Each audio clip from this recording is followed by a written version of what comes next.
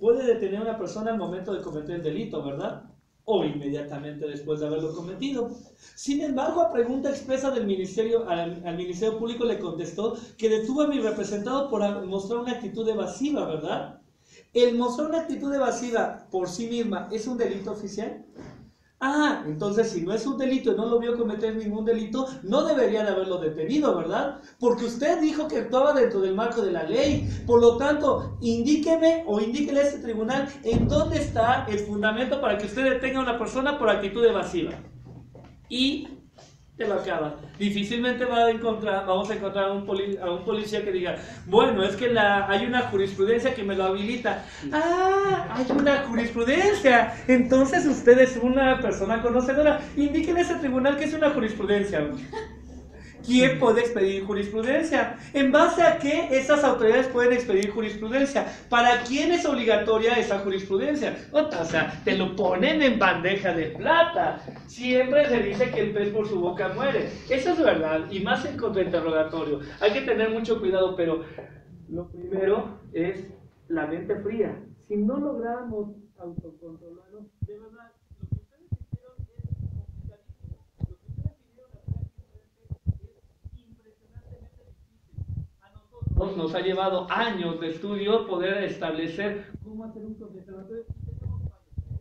Les decía, por ejemplo, que una dinámica, yo hago un interrogatorio, yo pensé que era un muy buen interrogatorio, que había sacado hasta las debilidades y pensé que no me iban a pegar. Se para Armando, me lo destroza en pocas palabras, ¿no? Entonces, siempre es bueno estar practicando. ¿Cómo vas a lograr ser un eficiente contrainterrogador? Practicando. Practicando, o sea, híjole, lamentablemente me encantaría decirles, vean la serie de NCIS o vean esto, o lean el libro por lo menos, o sea, por lo menos que yo les dijera, este libro si ustedes lo leen, puta, o sea, van a ser los mejores contrainterrogadores. No se pueden, este es de técnica. Debes de conocerte a ti mismo para poder saber cómo imponerte hacia los demás. Yo te aseguro que a tu hermano menor o a tu hijo no le hablas como le hablaste aquí. Así debes de ver a tu testigo, tiene que ser tu subordinado. Oficial, usted indíqueme esto, oficial, esto es lo que usted refirió, oficial, usted no hizo esto. ¿Para qué? Para que logres la contundencia en la información que estás introduciendo.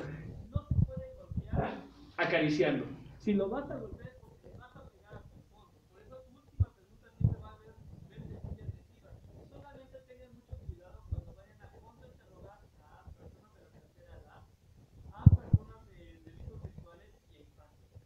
Híjole, si tú haces un contrainterrogatorio muy agresivo para alguna de los grupos vulnerables, indígenas, personas que presentan alguna discapacidad, te vas a ganar la enemistad del juez. Es muy cauto cuando estés contrainterrogando a una persona con esas características. No débil, pero sí muy cauto porque el juez siempre tiene, o la mayoría de jueces siempre tienen cierta afinidad, cierto deseo con las personas que están en un grupo vulnerable. Entonces, aunque hagas un eficiente contrainterrogatorio, no va a ser, no lo habrás hecho en la mejor estrategia porque desatendiste que el juez iba a protegerle. Tengan mucho cuidado. A ver, ¿alguna duda en el contrainterrogatorio? En este caso que dice usted que cuidado con los niños, Los infantes, los grupos ¿no vulnerables. se supone que ellos tienen un representante? Sí, No están, pero él no puede intervenir.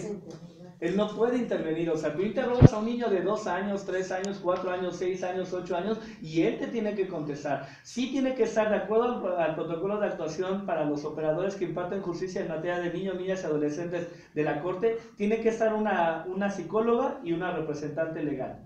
Sí, pero ellos no van a contestar. Entonces, si te pones muy agresivo con un grupo vulnerable, híjole, de verdad no lo recomendaría, porque el propio juez va a decir, ok. O sea, te estás pasando de listo con un niño, te estás pasando de listo con una persona de la tercera edad, te estás pasando de listo con una persona con discapacidad o con una persona que pertenece a un grupo indígena. Tú haz lo que quieras, o sea, para mí ya te descalifiqué. Y eso es no hacer una buena estrategia. Hacer una buena estrategia es conocer, tu punto fundamental es convencer al juez. Para eso debes de saber cómo piensa un juez. y cuándo te va a ser compatible y cuándo no. Si agarras a un policía y descubres que es una persona prepotente, que golpeó, que actuó fuera del marco de la ley, el juez va a decir, sí, que, o sea, no inventes, que poca, atácalo. No va a sentir como que es muy agresivo tu contrainterrogatorio, pero a un grupo vulnerable, híjole, yo sí les diría, aguas, tengan mucho cuidado. A lo mejor ahí hasta omitiría la última pregunta, que es la fatal. ¿Para qué? Para emplear esa información en el alegato de clausura. Usted escuchó que el infante no le constan los hechos. El infante no puede dar, el niño que vino a declarar, no puede dar la referencia del nombre exacto de la persona. Usted lo escuchó decir que era uno de sus tíos. No sabemos cuántos tíos tiene, por lo tanto no hay idoneidad, pero no hace la última pregunta. ¿Para qué? Para que no tengan la enemistad del señor juez. Hay que tener mucho cuidado. Y en los demás, sí, pégale. ¿Cómo haces un buen contrainterrogatorio? Investigando. No puedes hacer un buen contrainterrogatorio sin haber investigado cuáles son las funciones de policía, cuál es, por ejemplo, si estamos hablando de un contrainterrogatorio a un perito en materia de lesiones, tienes que ver cuáles son, quién ha escrito en materia de lesiones, cuál es la bibliografía, cuál es la metodología, la descripción de las lesiones. ¿Cómo se ataca a un perito? A un perito hay de dos formas. O le atacas el contexto, que se llama la función del correlón, cuando solamente le atacas la bibliografía, la metodología, la mecánica de cómo tuvo intervención en el hecho, o dos, la función del boxeador. Cuando hacer un contrainterrogatorio bajo función de boxeador, tienes que haber analizado y tienes que hablar el mismo diálogo que el perito. Pensemos en un perito de medicina legal. Perito, usted escribe una lesión de un hematoma con tal forma. ¿Esa definición viene del diccionario de medicina legal? Sí. De igual forma, hay otra bibliografía que establece que un hematoma es esto. Usted lo conoce, empiezas a hablar el mismo diálogo que él, pero con esas características.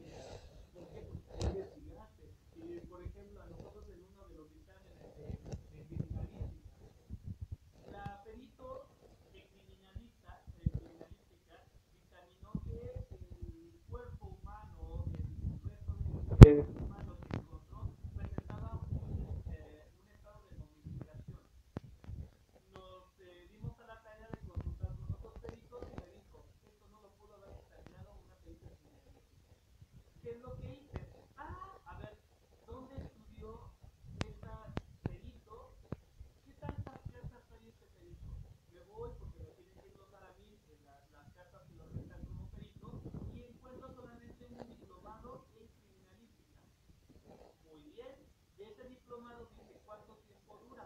Hablé a la universidad, oye, tengo interés por cursar ese diplomado. ¿Cuánto tiempo dura? 6 meses. Muy bien, de estos 6 meses, ¿cuántas materias llevan? 24. Permiso. Y de esas, cada materia, ¿cuánto tiempo la llevamos? Un fin de semana. ¿De cuántas horas? De 4 horas. ¿Cuántas materias ¿Cuántas materias son en medicina legal? Una.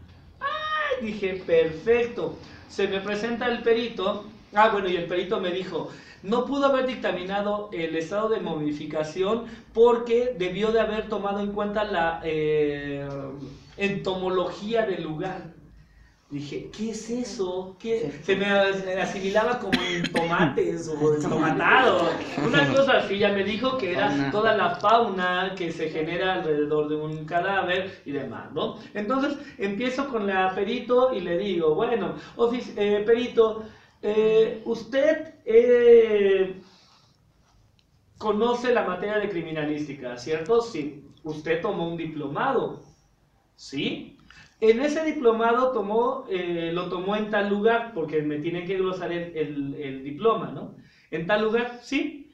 Ese diplomado duró 6 meses. En ese diplomado, usted tomó 24 asignaturas.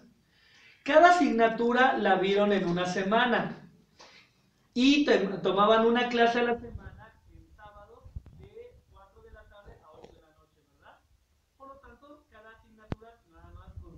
4 horas de capacitación. En torno al diplomado que usted tomó, solamente vio una sola materia de medicina legal, ¿cierto? Sí. Usted, al momento de la intervención en estos hechos, refiere que el cadáver localizado presentaba estado de momificación, ¿verdad?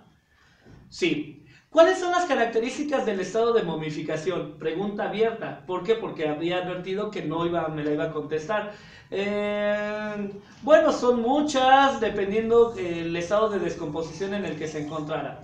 Muy bien, si usted dictaminó el estado de momificación, fue porque tomó en cuenta la entomología del lugar. La cara, por eso es bueno la inmediación, la cara del testigo de... ¿De qué me habla? Sí, sí. Ah, qué bien, perito. Explíquenle al tribunal qué es la entomología forense. Es que no lo recuerdo. ¿No lo recuerda y lo tomó en cuenta para ese dictamen que usted especificó? Es que hice una investigación. ¿En qué consistió su investigación? Y terminó, cuando terminamos con esa perito en criminalista, seguía la perito médico legal y la propia fiscalía dijo, su señoría, solicito se suspenda la presente audiencia para el siguiente segmento por estrategia de esta fiscalía. Y uno dice, ¿de dónde sacas eso de que por estrategia? Nosotros verificamos los motivos para suspender una audiencia y no venía la estrategia de la fiscalía. Pues nos opusimos y demás, pero jamás nos volvieron a presentar a la perito porque la perito era la encargada del Instituto de Ciencias Forenses del Estado de México y sabía que le iba a ir muy mal. Entonces, hay que conocer mucho para poder hacer un contrainterrogatorio. Cuando tú haces un contrainterrogatorio de un testigo experto es porque de verdad conoces el planteamiento. Si no, ¿qué puedes hacer? Si vas a contrainterrogar a un perito en materia de química, pues te llevas a un perito químico. Si el cliente lo permite y hay el suficiente dinero y es una prueba tan fundamental, por ejemplo la de química, ¿a quién contratarías? Checa en dónde estudió, tiene que glosarte los certificados y las constancias. Checa dónde estudió, quiénes fueron sus maestros. Contrátale a uno de sus maestros para que contrainterrogue y listo. Así de sencillo, él se va a impactar. Va a decir, ¿me va a hacer el interrogatorio mi propio maestro? O sea, va a acabar conmigo y eso es más que lógico. Todo se vuelve estratégico, de verdad es cada vez vamos avanzando más en ese conocimiento y cada vez que se paren a hacer un contrainterrogatorio, ustedes van a decir, pero es que yo no tengo casos para trabajar el contrainterrogatorio. Agarren una versión, es más, vean las telenovelas, siempre en cualquier programa televisivo hay un delito, siempre.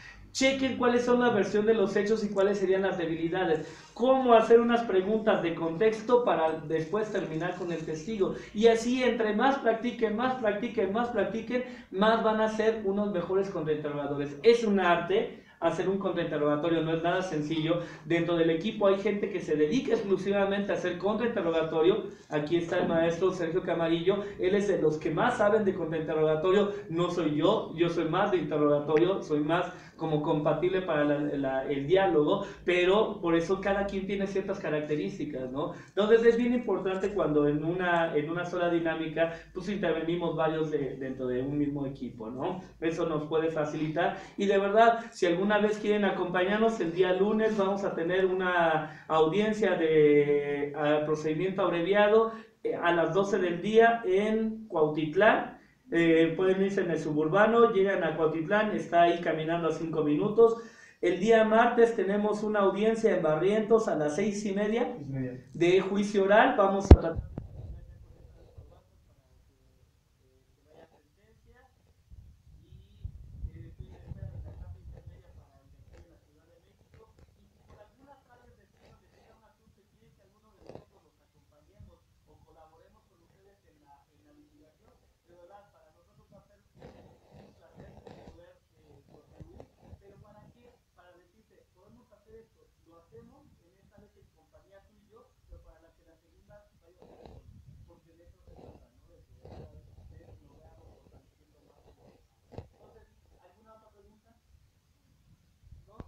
Bueno, pues un aplauso, damos por